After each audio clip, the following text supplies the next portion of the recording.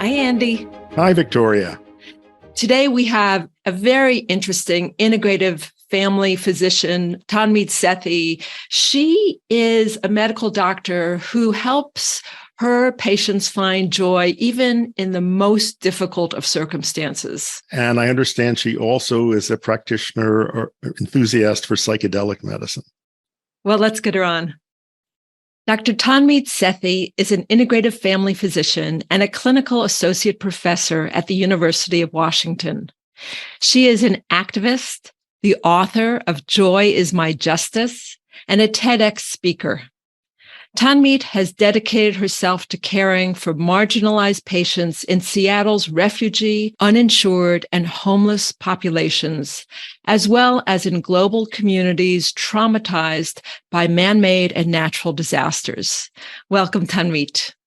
Thank you, Victoria. Hi, Andy. It's so good to be here. Well, we're excited to have this conversation with you. And I want to start with your book. You wrote, "You are not broken. The systems that we live in are. Joy is an innate human right accessible to all, regardless of our financial status, race, or gender." Can you please expand on that idea of joy as an innate human right? Well, I think what really I'm going at with that is this idea that joy is accessible to all of us and that our mental health conversation does not always imply that. We talk about happiness as a construct and the hacks to happiness and what you can do to be happier. And happiness is beautiful. I take it any day of the week. But joy is different. Joy is an embodied experience, not a cognitive construct. It actually stems from the same deep well as our capacity for pain, as our capacity for love, meaning, connection. And joy actually is something that's accessible to all of us, even in or after trauma, suffering, or through oppression. Whereas the constructs of our life are not always happy. And yet the problem I see in my mental health practice with patients and with myself, I will add, is that if you are not happy because your constructs are not happy, you feel broken, that you're not able to be good enough or feel good enough or be resilient enough. But the truth is we all can access joy. It was always in us and we all can have it. No one can take it away. How often are we supposed to feel it? Yeah, this is the thing, Andy, I think, is that a lot of people confuse joy with feeling happy all the time, right? So people will say, well, how can I feel joy if I'm sad or I'm grieving or I'm such? And what I would offer as a construct is that joy is actually the ability to sit with all that life has given us. And it is a sense of being open and alive to our life and not trying to escape it, turn away from it, distract ourselves from it. That doesn't always feel good, but it's what I like to give a comparison to people is I think it's the same way that we can be at a funeral and be deeply grieving someone we love. And in the same moment, laugh with others about that person, about some memory of them or how they irritated us or, and that joy and pain live so close to each other. And I think when we numb ourselves to our pain, we also numb ourselves to our joy. Andy, you've written about this as well. In Spontaneous Happiness, you wrote, "Ceaseless joy is neither possible nor desirable. It's normal for moods to vary, but your ups and downs should balance each other." And then you basically say the goal should be things like serenity, calm, a sense of contentment. So how do you balance that with what Tanmeet just said? Well, first of all, in that book, I said that happiness is not something to strive for. The word happy comes from an old Norse root for luck or fortune. And if you pin your high emotions on external circumstances, you're bound to be disappointed. And I think a much better thing to aim for is contentment, which is an inner sense of fulfillment and evenness rather than a temporary up. So I think that's the goal of many meditation practices and various philosophies, that we like to attain more contentment. If in the course of that you have moments of joy, I think that's terrific. Joy is, I think, a stronger word than contentment. And Tanmeet, you actually say that it can be a practice. So how do we practice so that we have more joy in our life as opposed to dependent on luck? Yeah. Well, actually, this is a lot of, Andy, this will resonate with a lot of what we learned in our fellowship as well, is joy practice actually stems from a sense of how we regulate our nervous systems as well. So it's really about finding some sense of safety and ease and calm in our body again.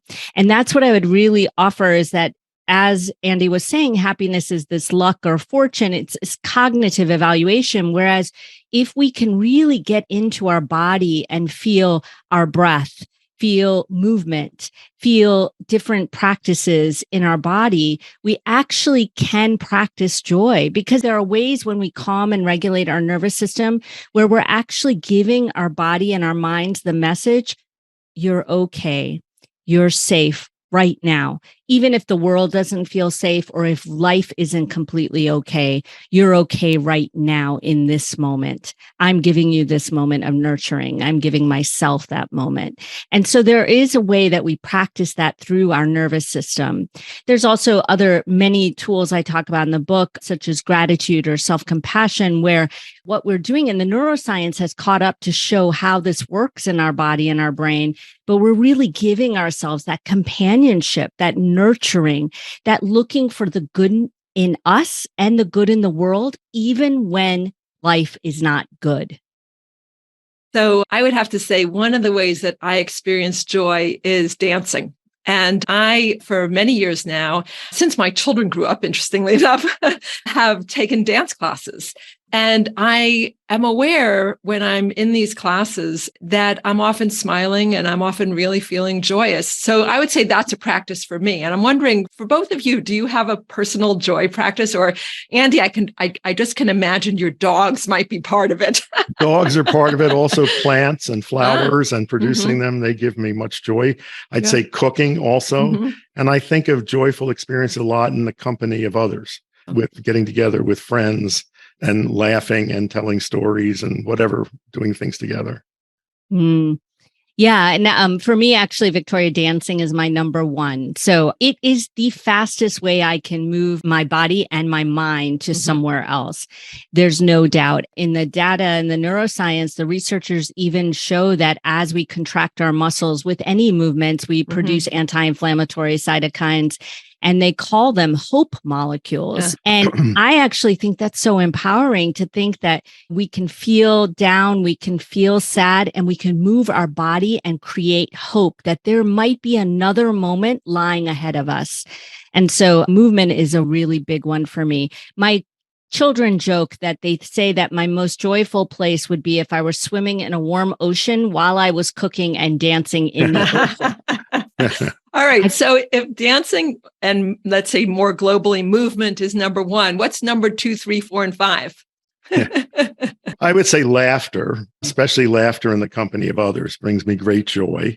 Music also, and singing, which I don't get to do as much as I used to, but singing with a group brings me great joy.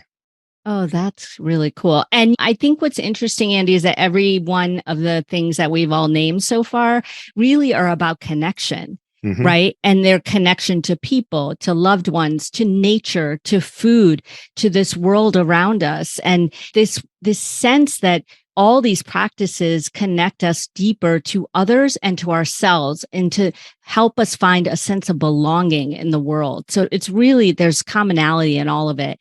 For me, 2, 3, 4, and 5 would be things like breath is actually really big for me. I'm actually quite an anxious person. That's my inclination, is to get anxious and think that maybe something bad will happen. And so I really use my breath often to really bring myself into a different place in my body. And I think metaphorically, the breath helps me remember that every moment is a new moment. I can start over. This breath is new, and so is this moment. Every moment doesn't have to be just like the last one. And then gratitude is very big for me. I used to poo-poo gratitude, I'll be honest. It's gotten bad PR, but it's kind of taken as this like contrived kind of false positivity, kind of too soft, as people will say. And what I will tell you is that with my son's disease and for those listening don't know, I have a child with a fatal illness, and gratitude was really one of the biggest ways that I found healing and joy through this really daily tragedy that I face. So gratitude helped me understand that is how you turn towards your life. When you say thank you or appreciate what is in front of you rather than what you wish you had, all of a sudden you're looking at your life and living your life instead of wanting it to be different. So gratitude really helped me reclaim power and joy and feel like the sadness that was stripped and the power that was stripped with this disease gave it back to me. So gratitude is very big for me too. With all respect for what you just shared, Tanmeet, I'm going to just say that in some ways, the three of us are privileged. We're all physicians, and we maybe haven't struggled the way some people struggle. And so I'm wondering, how does this relate to the work you do with people who have faced trauma or people who are homeless? Because it feels easy for me to talk about dancing or gratitude, breath work, cooking with friends, but obviously that may not be so accessible to others. So can you talk about how this has informed your work with people who have less resource? This is one of the biggest things for me, is that joy has become part of my activism work, whereas it used to be separate.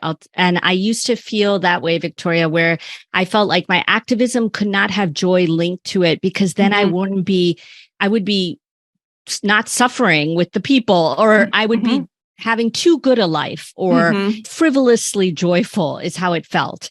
And I now understand that all systems of oppression work to strip us of our power and our humanity. And when we can reclaim joy in our bodies and in our lives in any way that is our capacity will allow us to, whatever that means for us, anytime we can do that, we are reclaiming who we are and our humanity in that moment. And we have reclaimed some power. And so now I am understanding, actually, it's through my son's illness, thinking that there was no way I could have joy again, that once I really started committing to these practices, I realized that I was healing wounds of racism and oppression from long ago. And now I really work at sort of working with people in terms of liberation, that joy is liberating. It's actually not only possible through trauma, it's almost necessary to reclaim any moments of ease, joy, or hope that you can. When you refer to the people who have suffered trauma, my impression is and experience is that everyone has trauma in their past in one form or another. That's just what I have found. Yeah, I wouldn't disagree. One of the things that I have felt in my life is that great suffering has expanded my capacity for joy. It's almost like, because I know what the deeper downside is, I know like the range of going down into sorrow and suffering, I can go up higher because I'm so much more appreciative when something joyous occurs. Yeah, and spontaneous happiness, I used the metaphor of a seesaw to look at the way our moods work, and the downs equal the ups, and you can go so far down. You don't want to get stuck, though, at the bottom, or probably not at the top either. Yeah, exactly. I really resonate with that. I think that also there's a way in which people will say, well, on a day where I'm so depressed, or if you're so depressed, or how you're feeling, why would gratitude even be useful? Or how would you find it? And some days I tell them, some days I think I only have gratitude that I'm crying and that I'm still feeling it. That I'm still feeling means that I'm still here. I've still not lost my humanity and my capacity to be alive. Now, I know that there is this tenuous balance, as Andy, you were referring to, about getting stuck in that too much, and how do you keep this going? And that's where these practices really keep you in the seesaw of life. But there is no way to evade pain, is the real truth of life. There is no way. And when we know what we're feeling, when we're acknowledging it, when we know how we are feeling and can express that, we are still here. We have not lost our humanity. So I want to give you a chance to talk about this because it's so important, just a little bit more. And one of the things that you wrote is you can't positively think your way out of poverty, dangerous situations, or oppression. When others tell you to look on the bright side and you're unable or unwilling to do so, this feels toxic because it is. Your nervous system is hypervigilant of pain, loss, and the attempts of others to dismiss it. So I just really want to give you that chance because, of course, there is the kind of new agey message that you can just put a happy face on it and then it's all okay. Yeah. Yeah, there's actually science to show that when we try to suppress our own emotions, we not only dysregulate our nervous systems, we dysregulate others around us, that we actually raise blood pressure of people around us. And there's the same thing happening when people try to dismiss your emotions and say, just be happy or look on the bright side.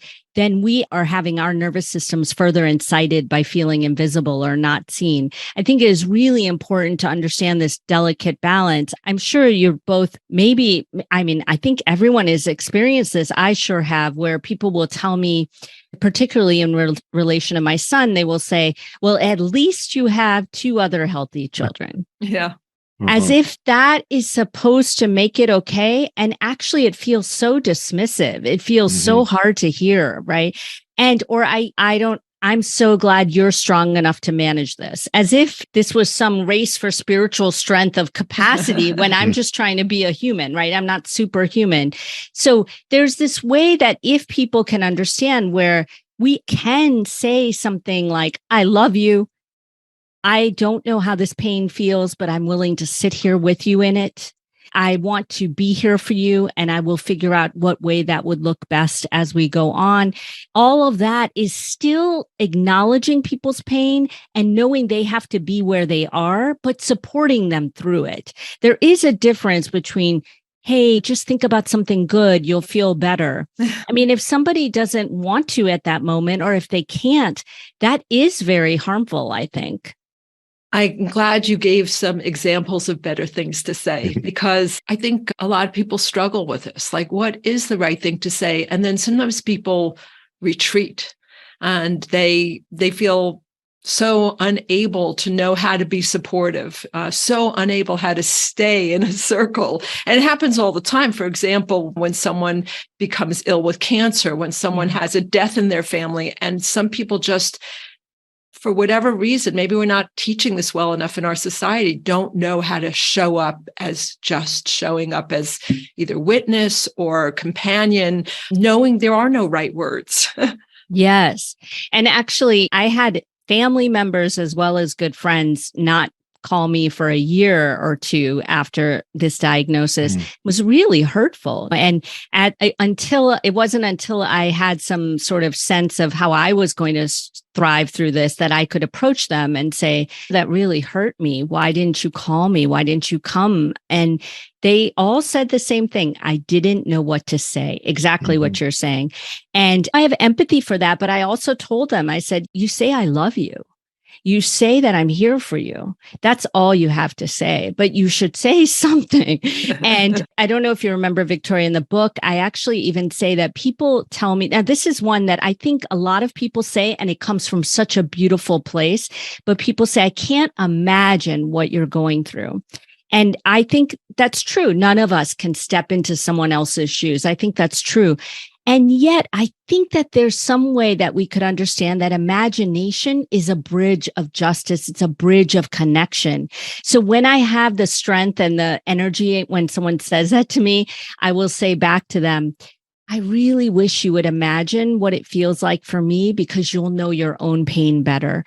Imagination is how we will all connect at a deeper level. And so there are even ways that we say good things that I think we could even say things that are more helpful. Because when someone says, I can't imagine how you're doing this, it just makes me feel excluded, makes me feel like disconnection instead of connection. I don't feel connected at all. I do want to tell our listeners that if you haven't had a chance to look at Tanmeet's book, Joy is My Justice, it's a beautiful book. And in it, Tanmeet does share the journey she has had with her son, but it's so much bigger than that. And there is so much that we can all learn from it. And you're a wonderful storyteller. And so thank you for writing it. I want to change topics, though. Yeah. I just recently became aware that you are working with ketamine with healthcare professionals. And I'd love for you to tell us a little bit about what led you down that path and what you're learning. Psychedelic medicine actually feels full circle for me. It feels like all of my integrative medicine, plant work, spiritual work within trauma work, integrative mental health. I've been doing a lot of complex mental health in the population I've been caring for, managing complex addiction and mental health conditions. All of that coming full circle with my social justice work really felt like it was just so full circle and right that I pursued certification. And then I'm one of the main researchers on a psilocybin trial at the University of Washington for frontline medical workers, docs and nurses who are burnt out from COVID, from the pandemic and caring for patients. And so that's really where I started. And now I'm using ketamine in clinical practice and running groups for healthcare professionals for burnout as well. There was a recent study with ketamine in healthcare professionals and burnout that was really, really quite reassuring and hopeful. And so that's where I've moved into, with my integrative work. I mean, I'm doing integrative medicine, and to me, it's all together. It's all the same. But so I've just been doing that for the last few years, and it's really been fulfilling. It feels, actually, Andy, I hear you talk about psychedelic medicine all the time, and I know you've been in this field forever. I'm just coming into it in the last few years, but it feels so hopeful. I don't think it's the cure-all for everything. I think there's a lot of hype around it, but I do think there's a lot of hope for a lot of mental health conditions that we have been throwing medications, other kinds of medications at for a long time. I couldn't agree more. And I think I just read that there is legislation in the House that just happened, which may make psychedelics available therapeutically, long overdue. By the way, I don't consider ketamine a psychedelic. It's not a psychedelic chemically or pharmacologically or experientially.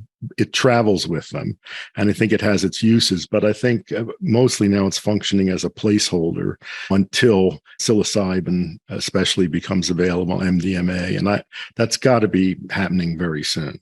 Yeah, so, I think in the next couple of years, I'm hopeful. Yeah. So, Tanmeet, you studied psilocybin, which is understandable because psilocybin at this point is only legal within the context of a study or in a few places where it's been decriminalized, but you're using ketamine in practice.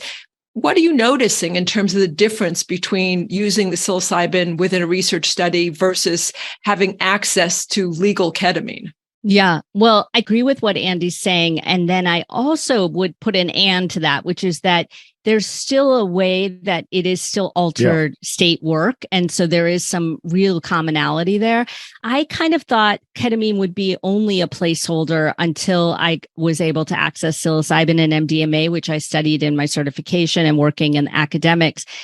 But I have been profoundly impressed, really, honestly. Really? Okay. Yeah, I'm impressed with how well it works, how people have been having big shifts.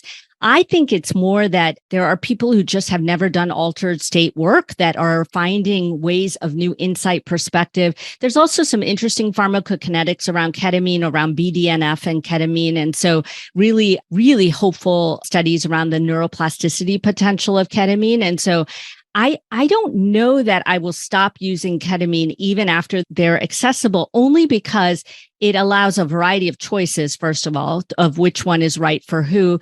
But also there's a sustainability aspect of ketamine being much shorter acting and being able to actually offer it. I spend all day with a patient in research trials in psilocybin, which is somewhat not sustainable in our healthcare system. So that's the social justice aspect that I'd like to work on how to make it accessible. But I am actually profoundly impressed with ketamine. And so I hope that I'll still be using it, but we'll see. For our listeners, BDNF, Just let them know. Yeah, what that sorry, is. brain-derived neurotrophic factor, which is a chemical that neurochemical that we make ourselves in our brain, but things stimulated by exercise, by certain meditative transit states, by curcumin, by many things. Right. But it is definitely stimulated by ketamine, and it has quite the potential for neuroplasticity. What I find very impressive about the research on psilocybin, especially, is that a single dose, a single session can produce very long-lasting effects with depression, for example. And I don't hear that about ketamine. I often hear that the effects are short-lasting and it requires frequent treatment. The other comment I would make is the compound that I'm finding most interesting these days is 5-MeO-DMT. And in terms of convenience, that is a 15-minute experience and can be extremely profound. So that's one I hope will get more play and become more available. Yeah, I agree with that. And I do think psilocybin is more durable for sure than ketamine. And I think, it's so funny because you hear all the naysayers about any of them saying, well, somebody would have to use it again. I said, well, we are giving people daily medications. Right. Exactly. Yeah. So. Okay. Well, Tanmeet, earlier on, you talked about your role as an integrative physician, and you spanned from dance to plant medicine, integrative mental health, psychedelics. How do psychedelics and joy connect in your current thinking about your work? What I have found so far is that they are a catalyst, that they are a catalyst for people to find new perspective in particular on their life situation, on their history, on their pain, on their trauma, and actually can be a catalyst to do the practices we're talking about, to actually be motivated to find new ways to manage whatever it is that they're managing in their life, whether it be mental health or grieving or so forth, burnout. People will say this all the time. They'll come out of a psilocybin session or even a ketamine and say, I feel like I just did 10 years of therapy in this one session. And I think that's a true feeling. I resonate with that, with my experience as well. And it feels as if there's just a way to shift on a deeper level. And so I think that there's also in the integration phase after a psychedelic journey, there's so much, as we said, neuroplasticity to be motivated to make behavior change, to say, I'll try this new meditation practice. I'll try this new gratitude practice. And so I think they're just such an important tool in the work around well-being and joy. Tanmeet, I have an off-the-wall question for you. I came across a diagnosis in traditional Chinese medicine of excessive joy, and that's considered a pathological condition. What would you say about that? Well, don't you think it's a little bit, I've actually seen that. Don't you think it's akin to mania? Yes, I do. Yeah, I do. In our Western, and I do think that's true, right? I mean, I think that there's a way then when we're in that state of excessive joy, or as we say, mania, we can be impulsive. It's excitement. Yeah. And I think that there is this danger of being too far on one side for sure. And so I think that it just shows how smart and wise these ancient systems are, right? That they knew this all before we labeled ICD-10 codes to them. And the importance of balance. Yes, exactly. I agree. Well, this has been just a wonderful conversation. And I'm so grateful to you, Tanmeet, for sharing your rich experience. I'm just wondering if you have a question for Andy or for me that you'd like to ask. Well, first of all, I want to thank you for this is just such a beautiful thing to be with two of my mentors who really were at the beginning of all this for me in terms of my integrative medicine training and what I've done with integrative medicine in academics and onward. And so it feels really potent and so grateful to be here. I'm wondering what you two think are the really most exciting or hopeful things happening right now in integrative medicine? I mean, what are you most hopeful for in terms of either where the field can go in academics or what is happening within the clinical aspect? I'm just wondering where you are with that. Well, one thing I'm so proud that our center is doing is we're really training very large numbers of healthcare professionals at this point, and the full range of healthcare professionals. And if anyone is listening who is in academia, we have a 200-hour curriculum that's called Integrative Medicine in Residency. It embeds into existing residencies. And we have 116 residencies across the country in a wide range of specialties: family medicine, internal medicine, pediatrics, psychiatry, physical medicine, rehabilitation, OBGYN, and soon emergency medicine. Oh, nice. And this means that people are getting integrative medicine training as part of their foundational training as physicians. So I think that's so hopeful.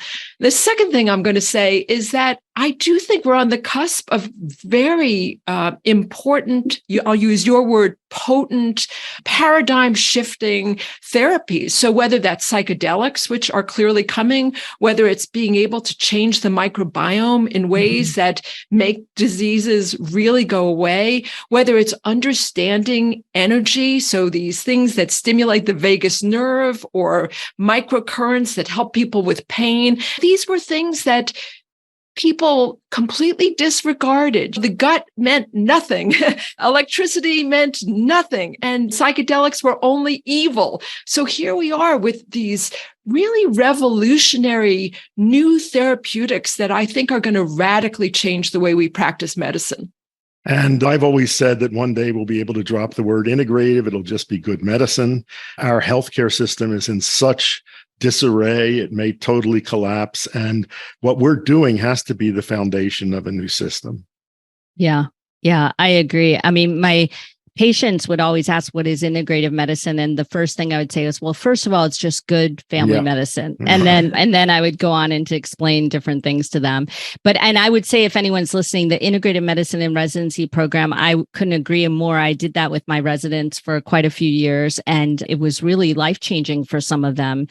I'm so impressed with how the fellowship has grown. It's just so exciting. I think about where it's come from and how people didn't even know what I was doing. And now it's kind of mainstream to hear the word. Well, thank you so much for coming on. Thank you for doing our fellowship and then taking this work out into the world, expanding upon it, making it part of normal, good medicine, and for your book and your activism. We're just so grateful to know you and to work with you. Thank you, Tanmeet. And it's been a very enjoyable conversation. Oh, thanks. Thanks to both of you. This was really my pleasure.